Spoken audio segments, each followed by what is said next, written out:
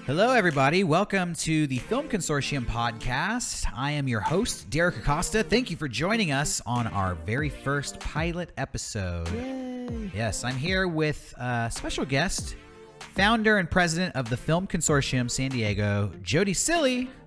Thanks for having me. Yeah. Well, where's the drum roll? I thought there was a drum roll. Yeah, we'll have to add the drum roll later. We'll edit that in. Jodi, you are president of the Film Consortium here in San Diego.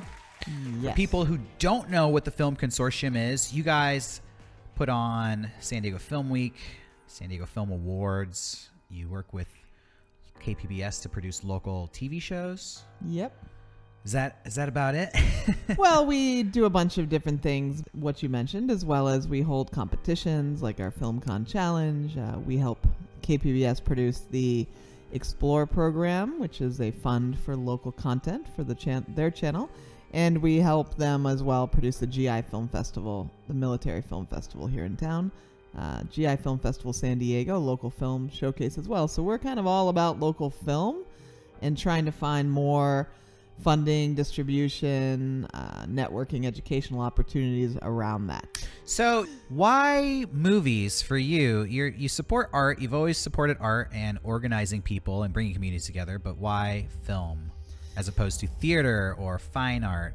Well, film, when I first made a little film, the first film I ever made, I did because I had an option to either give a speech in public. Was this in college? No, actually. College, I was a sociology major, but all my friends were film majors or film minors, and a lot of my friends really introduced me to film. So college is where I learned about film, but I was focused in a different direction. When I got to filmmaking, and I made a film actually at that group home that I was working at, they said, you can either make a film for this exchange program that they were doing with Yokohama, Japan. They're like, you can either make a film or give a presentation. At the time, I was terrified of public speaking. Oh, okay. So I thought, what sounds easier than speaking in public? Yeah. Making a film. Yeah. It's so funny. I know so many filmmakers with that exact same story. I had a work thing or a school thing, and my option was make a video or talk in front of the class. So they kind of were pushed kicking and screaming into filmmaking. It's real. I mean, I can't tell you how many 45 hours of work it took me to, probably more. I mean, I spent 8 hours just trying to figure out one problem that I created in Final Cut 2.0. So I made, and ultimately ended up having to give the speech anyway, which is the ridiculous part about this, because ultimately they're like, yeah, we said that, but we didn't really mean it. We didn't think anyone would do that. Oh, so they were ultimately had to give a speech anyway. But I made this little film. It was called One World. What was the premise of One World? It was about how diversity, helped us. The diversity of our staff and the diversity of our environment helped us raise these teenagers, because I was working in a group home with teenagers. Okay. So it was about.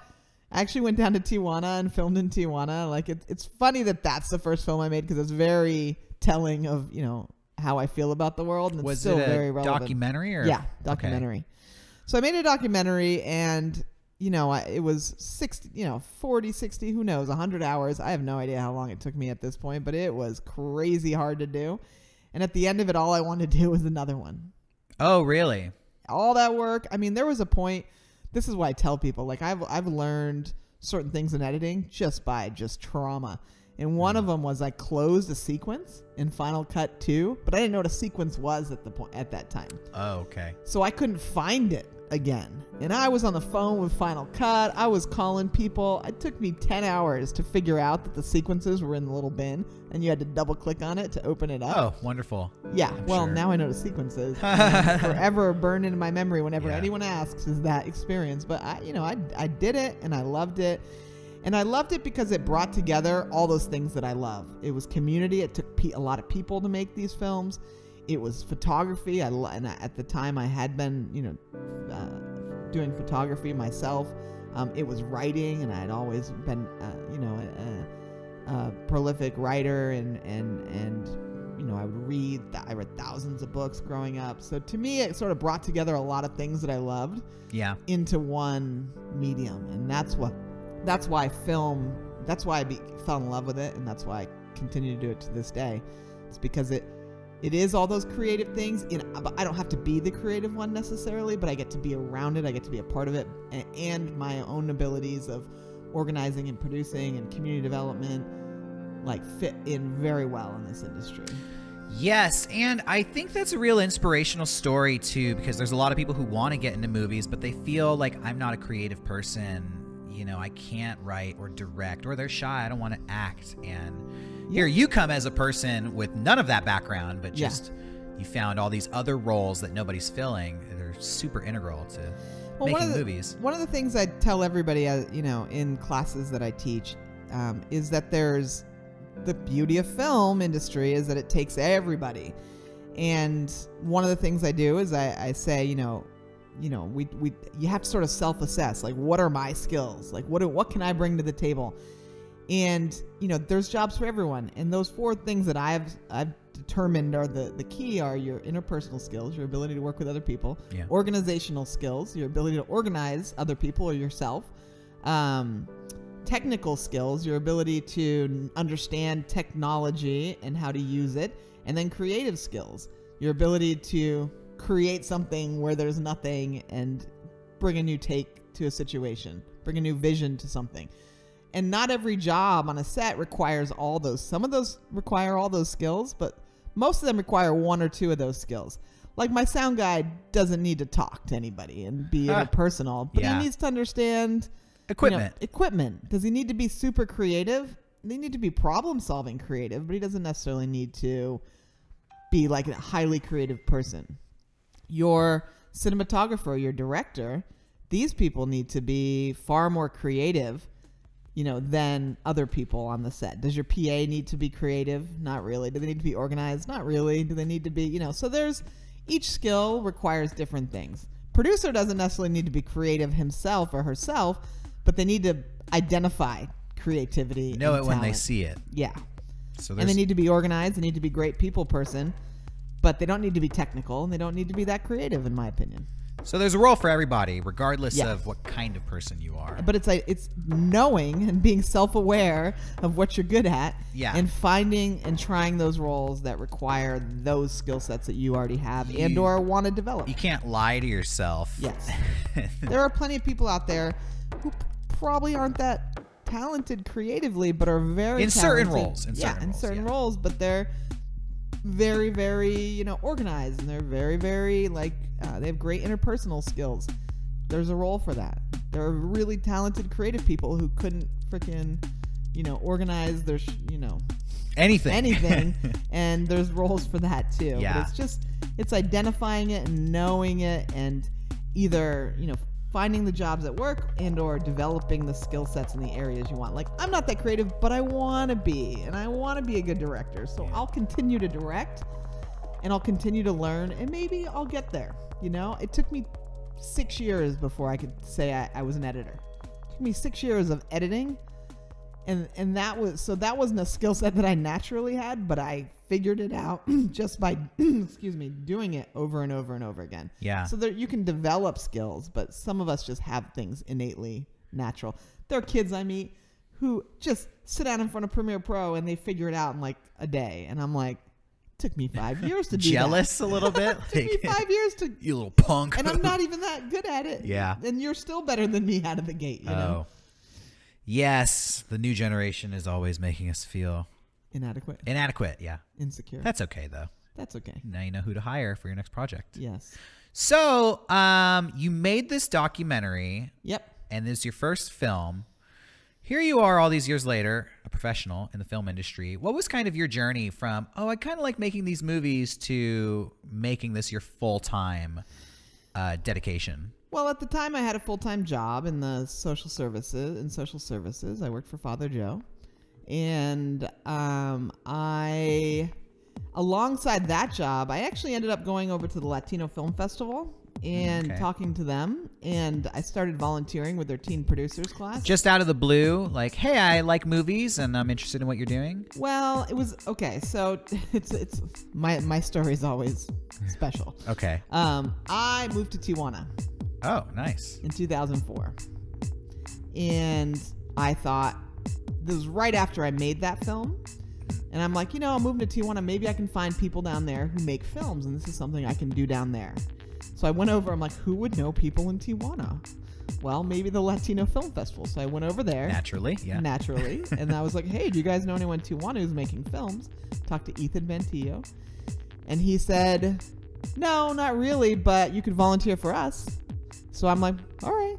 So I volunteered as an assistant instructor in their Teen Producers Project. And for like probably a year I did that, volunteering. And the teacher that I worked with, his name was Joaquin Ortiz. He works at the Museum of Photographic Arts now. He, in a way, I was like taking the class while I was helping with the class, right? So he was teaching the kids how to make film, and I was listening and learning and using the skills. And learning how to teach the next. And learning how to teach. Class, yeah. After a while, they gave me a position as a part-time instructor for their classes. I was probably about a year in, maybe 6 months to a year in.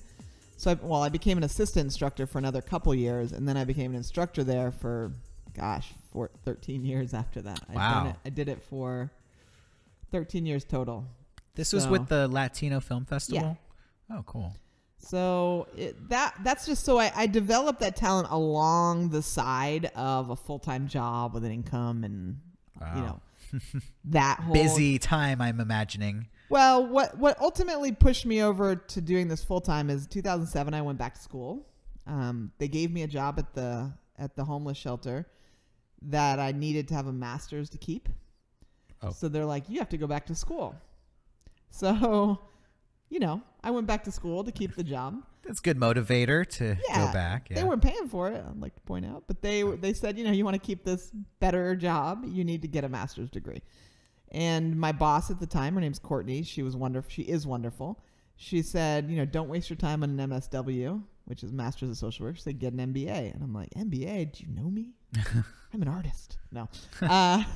It was like out of left field. And, for anything you would have, at the time, if you had met me and you were my friend at the time, like all my college friends were like, what? You're getting an MBA? Really? What have you done to Jodi? Because I had done everything in arts and community, and then MBA is so... Like working for the man. Yeah. Corporate. I mean, it has a very different connotation than an MSW. Yeah. When you say to someone, I'm going to get an MSW, they go, oh, that's nice. When you say I'm going to get an MBA, they go, wow, damn. So but she had gotten an MSW, and I'm like, well, you know what you're talking about, so I'll go get an MBA. So I went to get an MBA at San Diego State. Talk about busy times, though. Yeah. So I was going to school part-time at night. I was working full-time at this homeless shelter, and then I was working part-time teaching the video production classes the whole way through that. Wow. And it 3 almost gigs. killed me. It pretty much almost killed me. 3 years of that. Oh my gosh. I did that, and by the end I could barely talk. What was your schedule like? Did you have any days off, or was it just I had nonstop? Sundays off. Well, no, not really, because I had Sundays off, but I had to do my homework and do all my nonstop schoolwork for on 3 Sunday. years. Yeah, I would close the windows and like no light, let no light into my house. It was awful. I'm not gonna lie, it was traumatic. By the end of that, poor people I had to work with. By the end of that, I could barely talk. Oh man. And to add to that, my boss, Courtney, who was wonderful, got pregnant a couple times during that 3 years. So she would go away for months at a time. Just leave you with everything and no guidance? Leaving me to sort of manage this place on my own, which is, this is no small job. This is a homeless shelter for 30 kids. Yeah. Plus, another 30 staff. Big facility, all of that. And a school was in there as well. So it was no small job. So it about killed me. At the end of that, I stopped. It's so funny that experience kind of burnt me out so badly that I, stopped working at the homeless shelter, and I took a year off. And during that year, I decided, what do I want to do next? And I decided at a certain point, now I have a master's, so I can teach at the college level. I had all this experience teaching, so now I could teach. I could get a job teaching at college, so that's what I did. And I wanted to, so I started just going in and doing film full-time at that point. I just decided to Just make teaching film? Teaching film, making. I created my own little video production company. Really? That was not very successful. What was the production company called? Videologico. Videologico. Mm-hmm. Little Spanish flair. Video Logico. Yeah, so you could say it in Spanish because I was living in Mexico at the time. Run by this you from Vermont. Yeah, I know. I moved back to San Diego 2010. Yeah. And so I was here full time again. And I just decided, why not? Why not teach film and make film and see if I can make a go of it on my own. So Video Logico, is that still around or on hiatus or gone? No. Well, what I learned from that is I have zero interest in commercial filmmaking. Oh, okay. That's what I learned from that, because it was a commercial. Let me make commercials, and that was the game plan. Like, we're gonna get contracts and make advertisements. Yeah, and I just hated it. Wedding videos, all the things that people do to make money in this industry. Everything a filmmaker thinks, like, if I'm not making a movie, how can I use my camera to make money? I just hated it. Yeah, I hated it more than, like, I'd be editing these wedding videos and I'd be like, I just don't care. I just don't care. I don't care about your wedding. I don't care about this video. Mm-hmm. Like, this isn't why I love film. I want to make art, right? I had been making documentaries for years, and I decided, so I did that for maybe a year, and I was like, yeah, never mind. I can't live happily with this. I'd rather not do film than have to do commercials. Ultimately, I ended up, starting in 2010, probably, I started taking classes at City College as well in their film department. Okay. 2012, I took a class with a guy named Cy Kuchenbaker, who's still there. And it was such a great class. But what were the nature of these classes? Just general film? Well, I took editing. I took screenwriting. I took, so it was like design. Developing technical skills. Yeah, it was not like technical. History or anything like that. No, I didn't take any history classes. I had done everything for so long, but I had never gotten an education in it. Yeah. So I figured I could fill in the blanks if I went and took classes in these different specific skill sets. Now, how did that work out? Was there this wealth of knowledge that you discovered, or was it more like, oh, this is what I had been learning just making films on my own? I took it to just fill in the blanks. So I'd be like, how do you do this? Because this is something that's been bugging me for a long time. Oh, okay. So how come this happens when I record sound this way? And so I just used it to sort of fill in the blanks. You had a very definite set of like criteria that you wanted to get out of these classes. Yeah. Okay. I mean, I'd already edited for years. I'd already shot for years. I already had produced, written. I'd already done a lot of this stuff. There's just little things that that you don't figure out. Like, for example, I never quite understood why I couldn't get great, like a real deep depth of field on the cameras that I was using. Well, come to find out, those cameras were terrible, even though they cost $20,000. At the time, you really couldn't get a great camera at a reasonable price, so we just didn't have the lenses on them weren't good enough. I remember the aperture, but I would try like, why can't I feel like I know exactly the era you're talking about. Yeah. So I would try and I couldn't figure it out. And then I figured out, it's because this lens doesn't have a wide enough aperture to create a shallow depth of field, no matter what you do. Mm-hmm. Okay, got it. But little things like that I figured out. Editing especially. There are a lot of little editing things that I would have trouble with. So I went and figured out what all those were. That was it. Okay, so you said that was about 2010. Yep. So now, here in 2018... The Film Consortium's been around for 5 years. 6 years. 6 years. So you started that in 2012. Yep. Yeah. Late 2012. So probably right around now. So you were doing these classes for about 2 years, and well, all this stuff, kind of evolved together, right? So I'm in grad school, and I'm at the same time that I'm teaching at Platt College. I finished grad school. In grad school, I had not hated, but I didn't love accounting. I didn't love, operations management. I didn't love the psychology, operational or organizational behavior. I loved entrepreneurship. I loved venture capital and investments, all of that, finance. I love that stuff. I was like, this is what I'm meant to do in my life. You discovered this in like getting your MBA. Yeah. Okay. So in those classes, they teach you to look for opportunities, look for changes in the market, look for new legislation, new technology, things that are going to create new market opportunities. So, and I love that side of the school. You know, a lot of the classes I just took and, you know, tried to do a good job in and get a good grade in and move on. But these classes I really, really loved. So, you know, I took all of that education and tried to apply it to this industry. I'm like, okay, well, changes in the market. Well, that's happening. You know, the camera, you know what era I'm talking about. The cameras, suddenly now I can get Good a nice cameras, depth of field. web videos, cameras on your internet, phone, Kickstarter, GoPro coming out, you know, DSLRs. Yeah. Suddenly, like LED lights, that changed everything. Suddenly anybody can be a filmmaker. Yeah, suddenly anyone can be a filmmaker.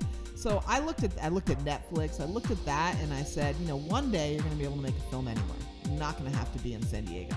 I'm sorry, you're not going to have to be in LA or New York. You can make a film anywhere and get distribution and get funding. You know, you could just see the beginning of that at the time. And I thought, you know, if we fast forward, original content, you know, generated from wherever is going to be possible.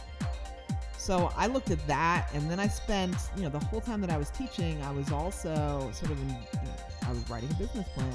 I was, you know, talking to every single person in town that was film related to try and figure out what San Diego was missing and why we didn't have a more robust film industry here. It just didn't make sense to me. This was the beginning of your kind of getting the idea for the Film Consortium. Yeah. Then you're just like, yeah. What was kind of the inspiration? You were searching around for just... Well, I was teaching at Platt College, and I had some students who were really talented, and then they were like working at Rite Aid across the street, and I was like, how is this possible? Yeah. Like, are there jobs for these students? Like, and I started looking. That's really what kind of... it was a lot of different factors, but that was one of them.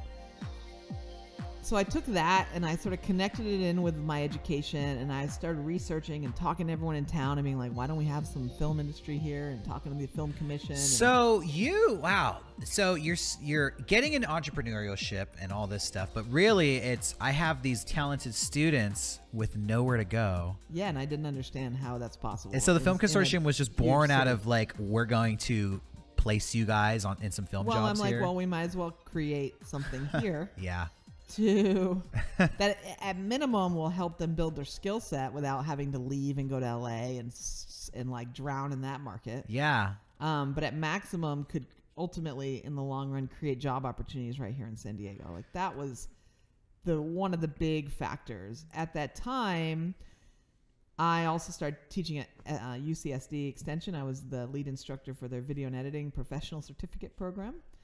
And the same problem, like, where are these guys going to go? You know, are there jobs in this city? How are we in a major city and there's like no work there's work, but it's very much in commercial. And then we all talked about how I feel about commercial film. So then that was kind of the germ of an idea that started Film Consortium. Let's find jobs for these young filmmakers who you've been teaching. And part of that venture capital classes that I took was I had teachers that were venture capitalists. And they loved their job, and their job was to put money on little startups. And watch them grow. And help them grow. Yeah. So I thought, you know what would be a great job for me one day? 20 years from now, I want to sit on a little board of people, and I want to put money on films in San Diego. And I want to help them grow. You know, and those are the things that came together to make the Film Consortium start. So 6 years later, how is the mission going? How successful has it been? It went really fast compared to what I imagined. Yeah. I mean, it's been an insane amount of work. Do not get me wrong. It's been 1,000 steps to get to where we are today. Of course. But, you know, at the time I didn't know, you know, I'm like, I want to put money on films in San Diego, but I didn't know any filmmakers. So I'm like, well, how do I... Kind of a problem, I guess. Yeah, a little bit of a problem, right? Yeah. And nobody's connected. I mean, few people were connected, but in small groups that met once a month, there was no real central hub. You had the Latino Film Festival, right? Connections there. That's not, you know, that's an audience festival. It doesn't, and it's international, so it brings people from all over the world. Okay. You know, which is great for a week a year, but that's not something that lasts the other 50. How many weeks are there? 50 weeks remaining in the year, yeah. Yeah. So it was great for a little while, and that's true of most festivals. You know, they're great for the time that they're happening, but they're not creating something lasting that's going to necessarily create work the rest of the year. So I didn't know any filmmakers. I knew 2 actors because I had made a short film in one of my classes, and that was a problem. So instead of, obviously I couldn't be like, let me start with a film fund. I thought, well, how do we build something in a community? How do we build a community here how do we get to there? So I worked backwards. I'm like, the end goal is a film fund. Okay. But I'm here. How do I get from here to that film fund? And that's where the Film Consortium started. Well, first, let me bring people together. That was our networking events. Okay, well, let's see what we're all working on so we know who to work with and who we want to try and work with and what the quality of work is. That's our screenings. How do we know who the best people are? That's our film awards. How do we build our community? That's all of our networking events. How do we reach people? We have databases and databases of people. So it was working backwards that created all the stuff that we've done so far. But we are very far along, I would say. Yeah, wow. I can see the film fund. It's still a couple years away, but I can see it. I can see how we're going to get there. I didn't see that for a long time because we had to kind of get a lot of other stuff out of the way, which is what we've already done, to even be able to create an opportunity where someone would even take me seriously when I asked them for money. You have a massive vision. It's clear to me now, where most people would see a film festival or a film awards show as an end goal. Yeah, it no. is one step, one rung on your ladder. Yeah, well, it was an important rung, though. And it feels like we did it, It feels like all those rungs have been accomplished. Yeah. With resounding success in my book. So then in the past 6 years, the Film Awards, you've put on how many? 6. 6 award shows. So just out the gate. 5. Now our next one will be the 6th. And those are at major venues. Humphreys by the Bay. Yes. Music Box Little Italy. Yes. Really big events. San Diego Film Week. Yep. Which is actually 2 weeks, right? Film Festival. Film weeks. Film weeks. Producing television content for KPBS. Yes. And like web content for we've them, created right? so much stuff. Yeah. Yeah. Yeah. All of those huge accomplishments. They don't feel huge. They are though. I think they feel for any one steps filmmaker along the way, until we reach the ultimate goal. These are just if a producer walked in and said, "I've produced award shows for television. I've produced television shows. I've produced film festivals." And I'm head of this organization, I'd be like, wow, what a resume. Well, yes, I agree. And that's what we need to do to build credibility to even start considering a film fund. Like, who am I? Who's anybody if I walk in and like, give me money to produce films? That's not my money that's going to be used. That's investor money.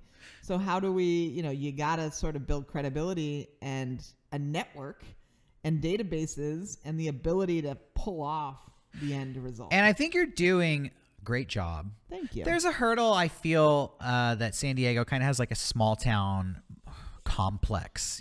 People feel like they need to go to LA, San Francisco, just New York, a bigger city. But I tend to ignore that stuff. I ignore it too. Who cares? Yeah, who cares? But my point is, I think in everything you're doing with the Film Consortium, it helps combat that, helps fight that off. We have our own awards. We have our own film festival. We're producing content locally, like film crews are here doing stuff. It's cool, Yeah, I mean, out of the gate, one of the first things I said on day one was, if this is successful, you won't have to move to LA for work. And there was like a collective sigh of relief across the group of people in front of me. And so many people came back to me after that and were like, oh, God, please make it work. Please make it work faster. Because really, people might feel like they have to go to those places, but nobody really wants to leave San Diego. Not nobody, but a lot of people want to have a life here. LA's a rough town. LA's a rough town. It's rough on people. It's rough on people's mental health. It's rough. San Diego is good for people's mental health. I think we can all agree. Yeah, San Diego is great for people's mental health. If you can find a nice rent for your place, you'll be happy here. Yeah. Have you seen, and I'm sure you have, so let's talk about it. Have you seen the community grow since the Film Consortium has been putting stuff on? Oh my gosh. I feel like personally, I grew up in San Diego, and I've always wanted to get involved in, the local film scene. And since I met you, I've come into it. And even me personally, I feel like the quality of work has gotten better just in the past 2 or 3 years from when I first started going to the screenings. Yeah, I mean, to me, it's grown crazy. Yeah. Like, I guess I imagined building, a little community around me that would eventually meet the goal of, being able to create a film fund. But it grew a lot faster than I imagined it would happen. There's a lot of people. It's a lot more people than I imagined. I'm constantly meeting new people. I can't even keep up. Everything's full. Like, my brain is full of people. My life is full. My Facebook is full. There's just a lot of people who have really come on board, even as close to me and just peripherally. There was a point where I felt like I knew most of the people involved. At this point, I'll see pictures of sets and crews, and I'm like, I know, half the people there. So it's grown a lot. It's grown a lot. I mean, people want to be a part of something. People want to be a part of a community. Yeah, people absolutely. want to have a support system around them. You need that to make film. You need a lot of people with a lot of specialized skill sets. I think people want to be told what to do as well. Submit to this festival, meet this deadline. Well, they want things to motivate towards. They want, goals and objectives and competition and celebration. And, I think to me, it's created not just a cool work environment. It's created a lot of friends and a lot of relationships and people that I care about me and I care about them, and that's huge. That's when I came back from Tijuana in 2010, I didn't really even know anyone in San Diego. I'd been living in Mexico for 6 years, and now it's like every other day there's something going on that involves people that I know and want to be around. What's the future hold for you? What's the game plan for the next 2-5 years? Well, if there is one. No, there's lots of game. There's sure definitely a game plan. Yeah. Well, right now we've got a lot going on. We're working on the step to me between the festivals and moving to where we're able to do a film fund is making a movie, and that's what we're doing right now. We're working with Lawrence Rock on Demigods, and I got to tell you, I feel like I got a master's in film finance in the last 6 months. We're gonna have to get Lawrence Rock in here for his own episode. Yes, we talked to him. So making that movie. Real quick, for anybody listening who doesn't know, Lawrence was the winner of the San Diego Film Festival in 2015, Best Picture, correct? And that's, correct me if I'm wrong, but is that where you first linked up with him? No, actually, I linked up with him end of last year. Oh, okay. So, yeah, working on that, building relationships and a little board around that can help that be successful, that film be successful.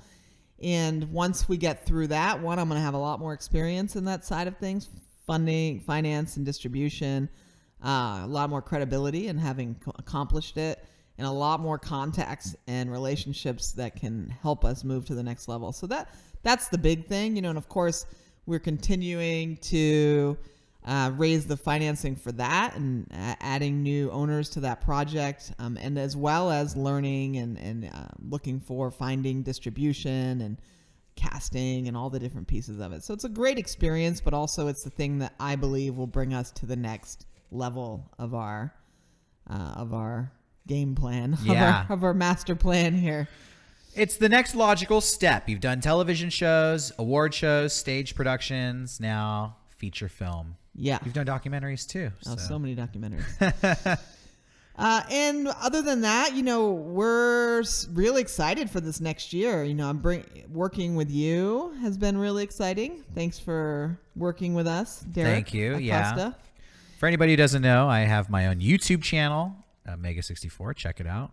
Yes. And we're moving into your studio. Yes. Coming up in January. So that's going to be exciting. And, that's going to open up the opportunity for us to do more educational programs, such as workshops around editing and cinematography, etc., producing. So we're going to be, doing the same things we've already been doing: film awards, film week, workshops, competitions, but from a better location and just growing it and making it bigger, better, and stronger. So you've taught film all over in colleges, but now you're almost starting your own film school with the Film Consortium with these workshops. Exactly.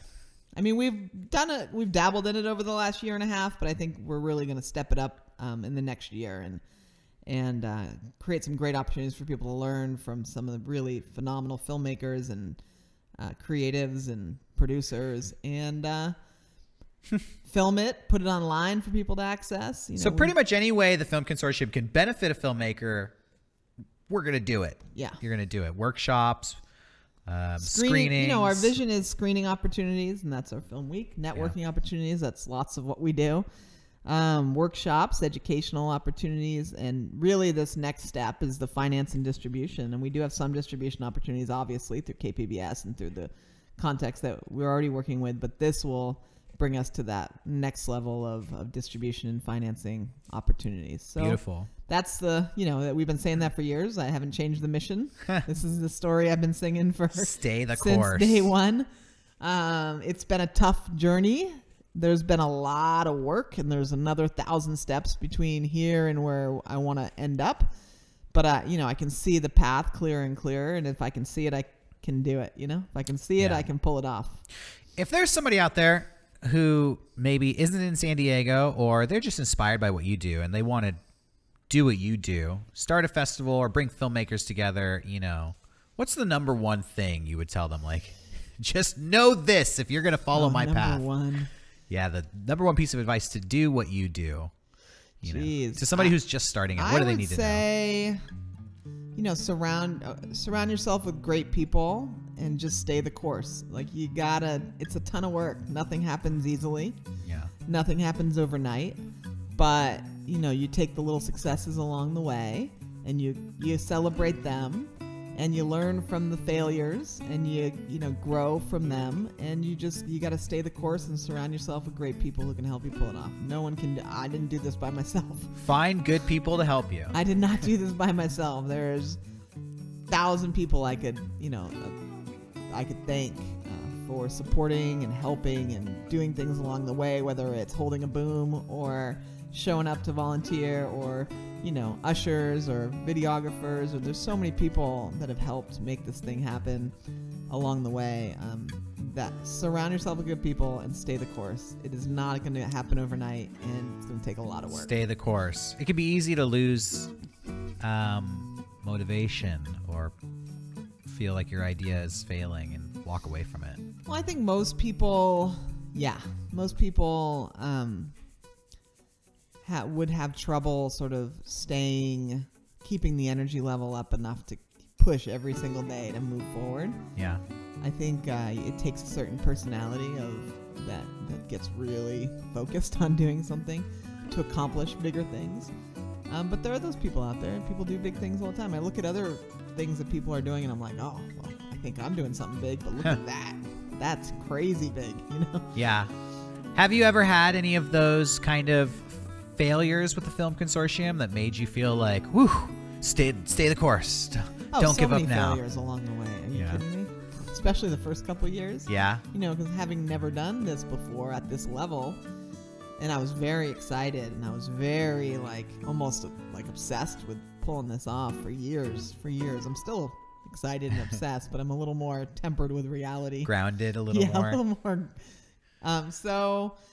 So many failures along the way, from events that didn't go off like I wanted, to people who went crazy and tried to take control of the Film Consortium or me, to being bullied by people, or having people get mad at me. I once had a guy sit me down in a bar and say what you're doing is what this other guy did before, and he didn't do anything ultimately. He was just wasting everybody's time, putting these events on that nobody came to, and you're just doing exactly what he did. He had a guy try and... It's a bit negative. Yeah. I've had people try and tell me, my favorite is when, because I'm very social. Yeah. I'm very you are, yeah. I've had, people who live under rocks try and tell me that they could run the Film Consortium better than me. And Oh. I'm like, oh, really? From their bedroom. As proven yeah. by your ability to not go out in public without Yeah. extreme social awkwardness. I've had people try and bully me to tell me what I should do with the Film Consortium. Usually men. Oh, usually men. Sorry, let me apologize on behalf of. Usually men seem to think that they can do a better job team. of what I'm doing than them. But the reality to me is the Film Consortium is nobody, unless you've lived my life, unless you've gone through what I've gone through, you couldn't do a better job at this than me, because it is literally a what would you say, a development, a synergy, a conglomeration of all of my life experiences applied to one, goal. Yeah. My community development side, to my social services background, to my MBA, to my sociology, and to growing up in Vermont, Yeah. to my skills in video production. It is like sort of my life's work in a way. Totally. So when someone comes in and tells me that they could do my life's work better than me, I'm like, yeah, go. Whatever. Have fun with that. I think no matter You can who do you that are, from over there. Don't talk to me. Especially, I find that I get this. I do YouTube videos, and oftentimes, criticism of you did this wrong. I would do this different. It's so easy to say that when you're on the outside. But I like to believe that, if you were in my shoes, in those circumstances, making that decision at that time, you probably would have made the same decision I did. Well, yeah.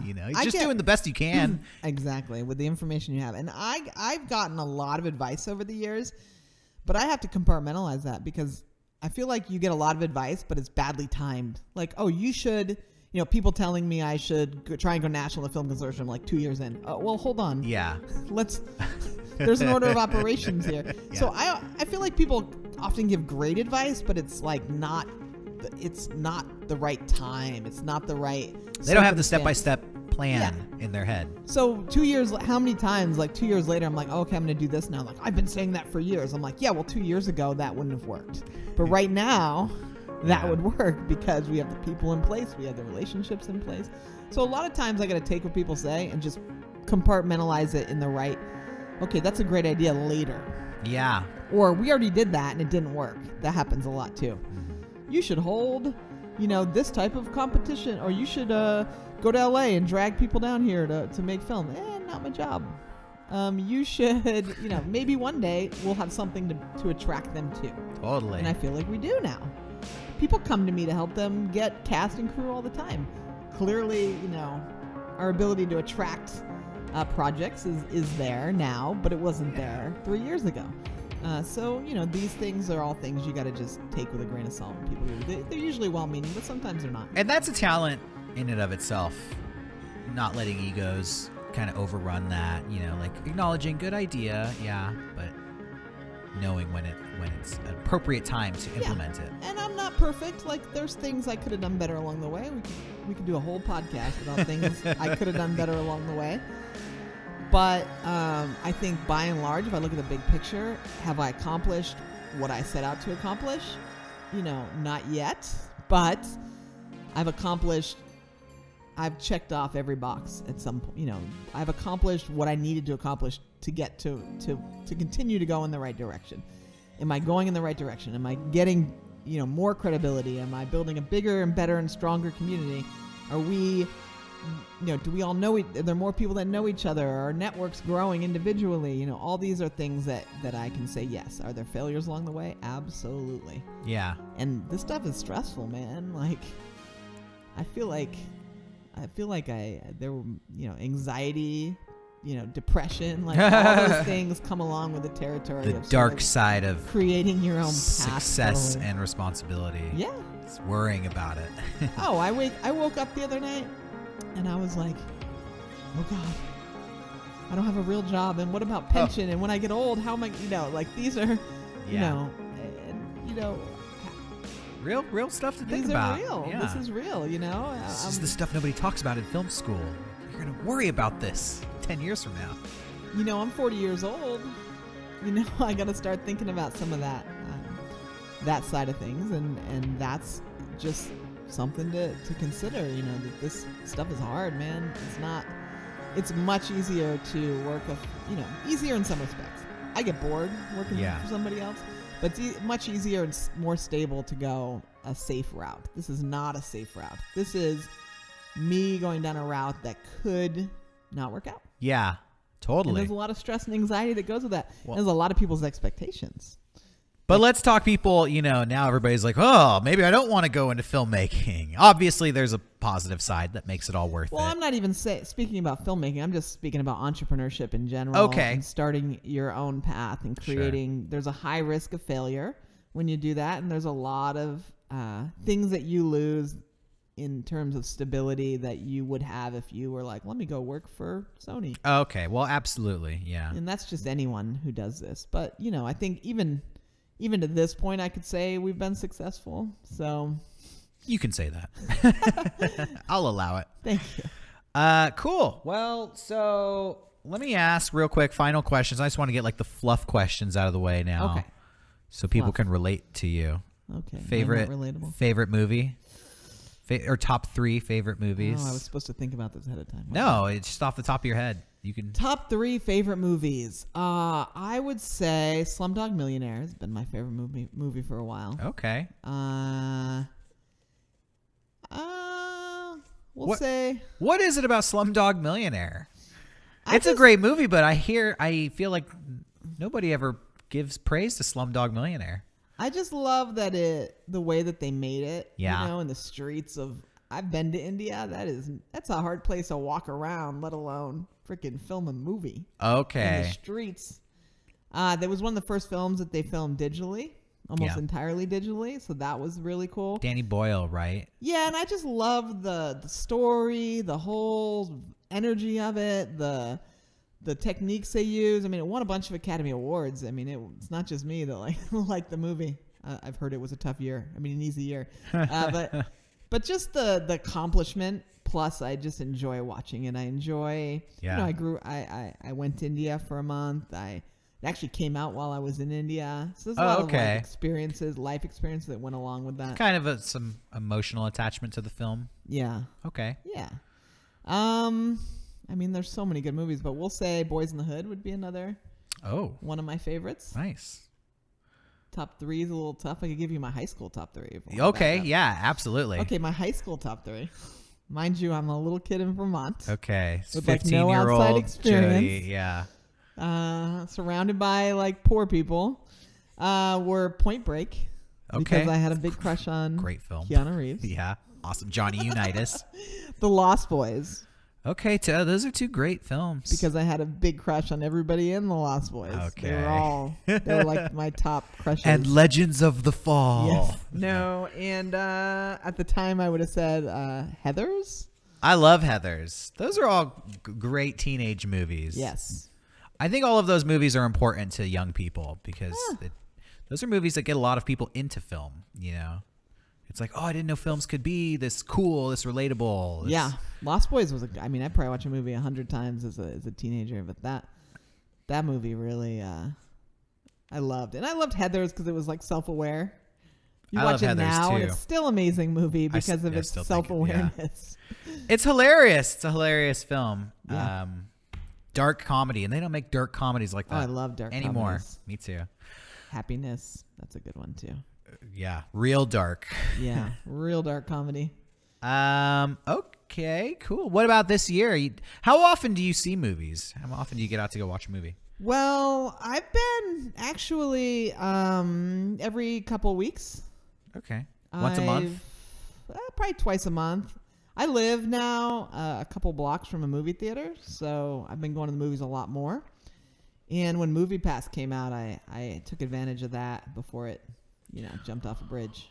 What is your take on the current state of movies? You happy? You like it? You disappointed? Like not most, but like a lot of I mean, filmmakers out we're all telling our perspective from the movies we've seen, and I go and see the good movies. Yeah. So I think, some of the movies I've seen recently are just incredible. Bohemian Rhapsody was incredible. Star is Born was incredible. Last year I loved The Disaster Artist. I thought that was a phenomenal movie. That was funny. Yeah. Some of the other ones, I've been getting more into science fiction and sort of some of the Marvel movies and some of the superhero movies, something I never really did before just because I'm surrounded by people who are into it. those are fun. You know, Deadpool was amazing. I mean, I think any movie is an incredible accomplishment. I'm not one of those people that just. You're not a snob. I'm not You're a snob. No. I mean, I went to see the Grimwald movie there. The new Harry Potter, The Crimes of Grindelwald. That one was. Grindelwald.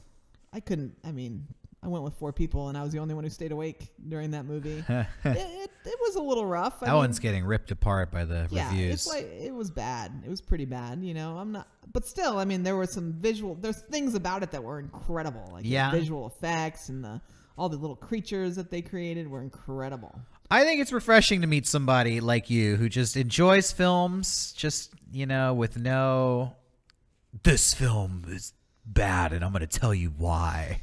Filmmaking is such a challenge. There's a lot of cynicism, I think, in film, just fandom. You know, I think a lot of the fun people get is ripping movies apart. Yeah, and that's great for them. I'd like to see them go and make any of the movies that I'm talking about. And then get it critiqued. And do a good job. Yeah. You know, like, let's hold up. I had heard bad things about Bohemian Rhapsody. Yeah. When I walked in that movie, I was like, oh, I heard this isn't very good. But, you know, people need to calm the down. It blew your mind. Yeah. Bleep that out for me. We'll bleep it out. Yeah. People need to take a deep breath. That movie was incredible. It's so funny how what you hear affects you heard it was bad, so you went in expecting a piece of crap and thought it was pretty good. I was just mad at the critics at the end. I'm like, really? You think this movie was bad? Like, yeah. But I know other people, you know, where you hear a movie's so great, like it's the greatest movie ever made. Then you go watch it, like that was the greatest movie ever made. So kind of the hype, you know. I know, and the problem is movies are like food. Yeah. It's like we all have our own personal tastes. Totally. And I could tell you, you know, this pizza's amazing, Derrick. And you're like, well, I don't like anchovies, so this pizza's nasty and it's the worst pizza ever. It's just, we all have our own personal biases. I love music. I love, you know, biopic movies. I love, you know, I just love storytelling about like sort of behind the scenes of the entertainment industry. Like, all that's cool to me, so I love that movie. So Bohemian Rhapsody hits your sweet spot. Yeah, and everything you like. Born, same thing. You know, that movie was Disaster Artist. You know, I love. I totally agree with you that everybody has taste. So it's like we're arguing over, like, I think this kind of hamburger is good. Exactly. You think this kind of hamburger is better. Well, what makes a good hamburger? And we all have different tastes because we all have different life experiences that lead us to these. And you know, when we walk into these movies, you like what you like. Feel things differently. Like, I thought The Post was kind of a boring movie, but you know, it was an important story to tell. If I was into historical dramas, I would have loved the movie. Not your taste. Just not my thing. Okay, cool. Well, I think that is good for us for this pilot episode of the Film Consortium podcast. Take off. I hope so. Thank you, Jodi, for talking, sharing your story. We will be back with other guests in the future. I'm not sure when because this is just the pilot episode, so I don't have any website to shout out to, but check out Film Consortium on YouTube and social media, Twitter, Instagram, Facebook. Please follow Film Consortium. Follow Jodi on social media. Do you have Instagram? Or you're just all Film Consortium stuff? No, I have Instagram. My dog as well has Instagram. Oh, shout out your dog's social Tiki. media. Tiny Tiki, smallest dog in the world. She would talk to you right now, but she can't. Yeah, I have a Facebook professional page, Jodi Cilley. I also have a Instagram and a Twitter, although I keep forgetting I have the Twitter, so I gotta. Yeah.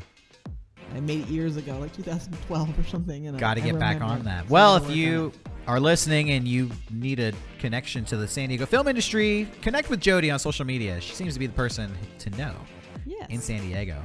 Well, thank you for listening, everybody. That wraps up this episode. We will see you again next time. Bye-bye.